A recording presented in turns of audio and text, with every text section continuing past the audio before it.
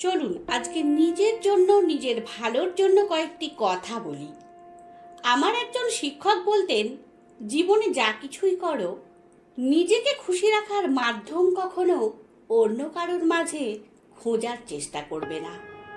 কখনো কারোর ওপর এতটা এক্সট্রিম লেভেলে নির্ভরশীল হবে না যাতে তোমার এক্সপেকটেশন পূরণ না হলে তোমাকে মন খারাপ করতে হয়।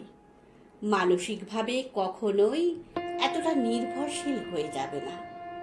তোমার মন খারাপ, তুমি হেমন্তের গান শোনো, নিজেকে এক কাপ কফি বানিয়ে দাও, বিকেলবেলা মিষ্টি রোদে আপন মনে নিজের সাথেই কথা বলো, পছন্দের লেখকের বই পড়ো।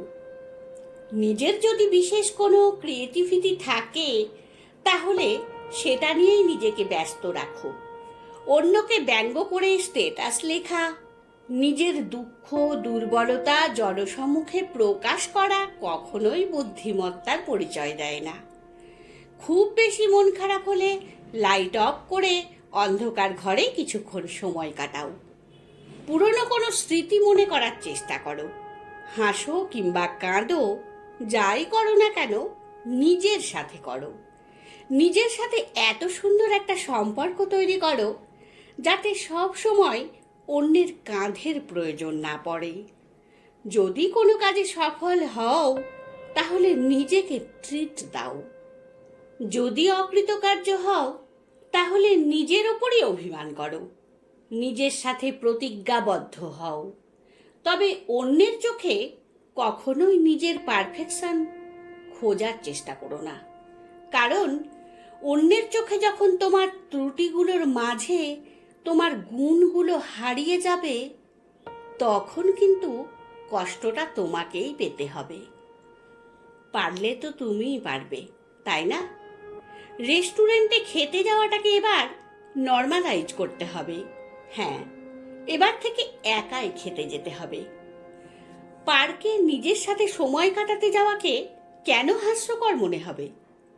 যদি সম্ভব হয় তাহলে ফাইন্যান্সিয়ালি নিজেকে স্টেবল করতে হবে, যাতে তীব্র মুড সুইংয়ের দিনে নিজেকে একটা চকলেটও উপহার দিতে পারো। নিজের জন্মদিনে একটা পছন্দের গিফট কেনা যায়।